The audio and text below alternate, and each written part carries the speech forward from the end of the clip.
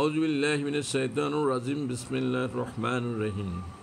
আসলে ইসলাম ধর্ম অসাম্প্রদায়িক, ইসলাম ধর্ম উদার, ইসলাম ধর্ম জ্ঞান ভিত্তিক, ইসলাম ধর্ম জ্ঞান ও প্রজ্ঞা নির্ভর, ইসলাম ধর্ম আবেগকে কোনো জায়গা দেয় না, ইসলাম ধর্মের ভিতরে কোনো সংকীর্ণতা নেই, উদার। এটা কোথায় আছে আমরা দেখতে পাই 2 নম্বর সূরা বাকারার 256 নম্বর আয়াতে, যেখানে আল্লাহ বলছেন ধর্মগ্রহণে কোনো জোর জবরদস্তি নেই। এরপর আমরা দেখতে পাই সূরা ইউনূসের 99 নম্বর আয়াতে ধর্মের ব্যাপারে কোনো জোর জবরদস্তি করা যাবে না।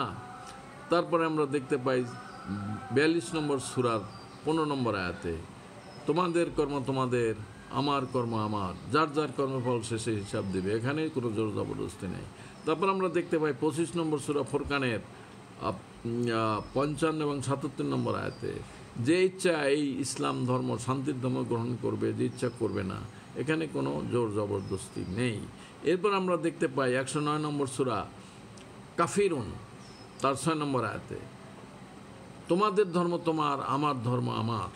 কাজেই এইখানে ধর্মে কোনো বাধ্যবাধকতা নেই, ধর্মে কোনো সাম্প্রদায়িকতা নেই।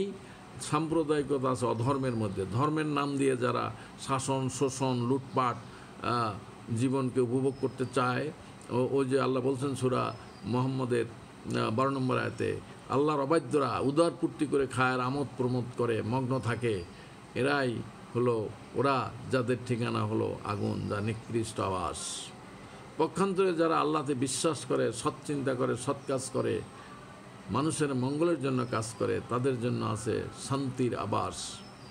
এটা হলো সূরা মুহাম্মদের 12 নম্বর আয়াত। এবং এই কথাগুলো কোরআনের আরও অনেক জায়গায় আছে। সূরা লোকমানের 8 নম্বর আয়াত, সূরা হজের 50 নম্বর আয়াত, অনেক জায়গায় আপনি পাবেন। আমি হিসাব করেছি, আমার একটা বইতে এই আয়াতগুলো দিয়েছি, প্রায় 100 বারের মতো হবে, মোরলেস 100 বেশি কিছু বা 100 কম এরকম। আমার বই শেষ হয়ে গেছে, নাই। বলবেন যে আমার বই বিক্রির জন্য, বলবেন না, সে বই নাই। তো এবার আসেন আমাদের সংবিধানে। আমাদের গণপ্রজাতন্ত্রী বাংলাদেশের সংবিধান, এর অনুচ্ছেদ 41, এর আগে 40 চিন্তা বিবেকের স্বাধীনতা, কথা বলার স্বাধীনতা, সব কিছুই আছে। এবং 41 ধর্ম পালনের স্বাধীনতা। আমরা নিজের ইচ্ছা মতো ধর্ম পালন করতে পারবো, যে যার ধর্ম পালন করবে, কেউ তাতে বাধা দিতে পারবে না। কোরআনে যা আছে, সংবিধানে যা আছে, কোরআনের সাথে কোনো সাংঘর্ষিক নয়। তো এর ব্যাপারে ইতিপূর্বে আমি একটা আপনার লাইভ ভিডিও দিয়েছি, 32 মিনিটের, এখানে আর বলবো না। তা আমাদের সকলেরই মনে রাখা উচিত, ইসলাম হলো অসাম্প্রদায়িক, ইসলাম হলো উদার, ইসলাম সংকীর্ণ নয়, ইসলাম উদারতাবাদ এবং মুক্ত বুদ্ধি, মুক্ত চিন্তা এবং জ্ঞানের চর্চায় উৎসাহ দেয়। ইসলাম হলো জ্ঞানের সংস্কৃতিকে উৎসাহিত করে, কর্মের সংস্কৃতিকে উৎসাহিত করে, শান্তি স্থাপনের সংস্কৃতিকে উৎসাহিত করে। এই 3টি সংস্কৃতি এখানে কাজ করে। দারিদ্র, কোরআনকে যে ফলো করবে তাকে দারিদ্র স্পর্শ করবে না। তার কারণ এগুলো সূরা নূরের 33 আয়াতে, সূরা নূরের 3 আয়াতে, সূরা নূরের 26 আয়াতে ভালোভাবে বলা আছে। সামাজিক শৃঙ্খলাবোধ ফিরে আনার জন্য সূরা লোকমানের 31 নম্বর সূরার 12 থেকে 19, তারপরে আপনার সূরা নূরের 1 থেকে আপনার 33 নম্বর আয়াতে সামাজিক শৃঙ্খলার জন্য কী কী করা যায়, সূরা হুজুরাতের 9 থেকে 13 আয়াতে সুন্দরভাবে বর্ণনা করা আছে। কিন্তু আমরা কোরআন পড়ি না, আমরা সেই এদিক ওদিকের ইংরেজি বই পড়ে পড়ে, কেউ শিক্ষক হয়েছি, এসে পালিশ করে কথাবার্তা বলি, মানুষকে বুঝুক আর না বুঝুক, নানান রকম 2 নম্বরই লোক দেখা যায়, বিভিন্ন টেলিভিশনে আসে, কথা বলে, কীরকম ঘোরায় পেঁচিয়ে। এটা হাদিসে আছে, যারা প্রকৃত খাঁটি মুমিন তারা সরল সোজা কথা বলে। অর্থোডক্স মুসলিম বোঝেন, অর্থোডক্স খ্রিস্টান। অর্থোডক্স শব্দের অর্থ হলো সোজা কথা। তো অর্থোডক্স মুসলিম মানে সোজা কথা যারা বলে, তো অর্থোডক্স মুসলিম হলো টুরু মুসলিম, বুঝছেন? আর যারা বাঁকা 2 নম্বরই কাজ করে, যৌবনকালে ঘুষ খায়, দুর্নীতি করে, কালোবাজারি, ব্যবসা, হুন্ডি, ব্যাংক লুট পাট করে টোরে, বুড়াকালে গালবড়া, দাড়ি, পাগড়ি, মাথায় তসবি হাতে, এ সমস্ত সবই আপনার শয়তানুন, সত্য থেকে দূরে সরে যাওয়া, নীতি থেকে সরে যাওয়ার কাজ। এদেরকে মানুষ শয়তান বলা হয়। এই জন্য সূরা মুজাদ্দালায় 58 নম্বর সূরায় দুটো দলের কথা বলা হয়েছে। 58 নম্বর সূরা মুজাদ্দালা মানে তর্ক বিতর্ক, তার দ্বিতীয় অনুচ্ছেদ মানে শেষ অনুচ্ছেদ, দুটো অনুচ্ছেদই আছে। শেষ অনুচ্ছেদে পাবেন আপনি 14 নম্বর আয়াত থেকে 22 নম্বর আয়াতে, সেখানে শয়তানের দলের বর্ণনা দেওয়া হয়েছে, কারা শয়তানের দলভুক্ত আর কারা আল্লাহর দলভুক্ত, এই দুটো দল, বুঝছেন, ওখানে পাবেন।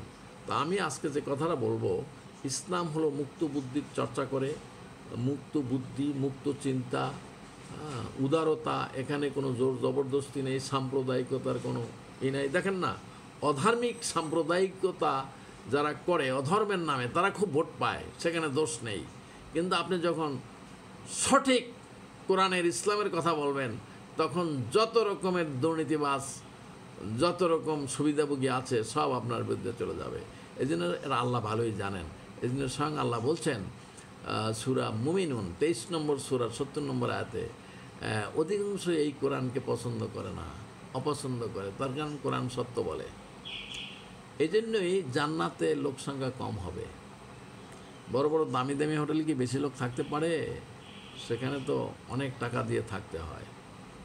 কাজেই আল্লাহ বলছেন সূরা হুদের 116-তে, সৎ লোক পূর্বযুগেও কম ছিল, এখনও কম। তুমি মুহাম্মদ এ নিয়ে চিন্তা করো না।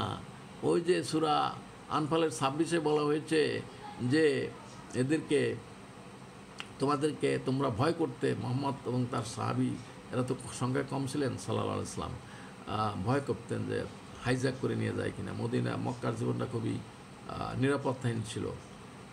তা আল্লাহ বলছেন যে না, তুমি তো ভয় করছিলে, তারপরে তো তোমাকে আল্লাহ রক্ষা করেছেন। তা আল্লাহ রক্ষা করবে।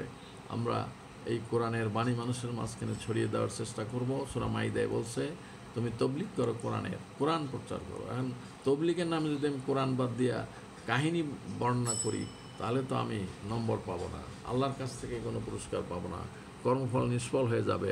18 নম্বর সূরার 102, 103 ইত্যাদি জায়গায় বলা হয়েছে কর্ম হয়ে যাবে নিষ্ফল। সূরা মুহাম্মদের 33-এ বলছে কর্ম হয়ে যাবে নিষ্ফল।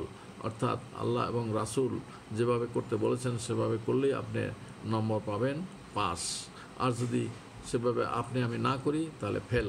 এখানে পাস আর ফেল, মাঝখানে কিছু নেই। ডান হাত আর বাম হাতে, যারা পাস করবে তাদের সনদ আসবে ডান হাতে, যারা ফেল করবে বাম হাতে। কাজে ইসলাম অসাম্প্রদায়িক, ইসলাম মুক্ত বুদ্ধির চিন্তা করতে বলে। মুক্ত চিন্তা করে আপনাকে সরল সঠিক পথে চলার জন্য, মানুষের কল্যাণকর কাজ করার জন্য, নিজের কল্যাণের জন্য, পরিবারের কল্যাণের জন্য, সমাজের কল্যাণের জন্য কাজ করতে বলে। এই জন্য তো দান সৎকার করার জন্য বলছে, এই জন্য কল্যাণকর সভা সমিতি অনুষ্ঠানের জন্য বলেছেন। এটা কোরআনে আয়াত আছে সূরা নিসার 115, 114, দেখেন আপনারা। এবং ওই যে বুদ্ধিমান হতে বলেছেন, কথাবার্তা বিশ্লেষণ করতে বলেছেন, 39 নম্বর সূরার 17-18-তে বলা হয়েছে। সবগুলো রেফারেন্স আছে, আমি বলে দিলাম। আল্লাহ আমাদেরকে সঠিক বুঝ দান করুন, সঠিকভাবে মুসলিম হওয়ার। এভাবে একজন অমুসলিম বৃদ্ধাকে যেন না পিটানো হয় রোজা রাখার জন্য, রোজা না রাখার জন্য।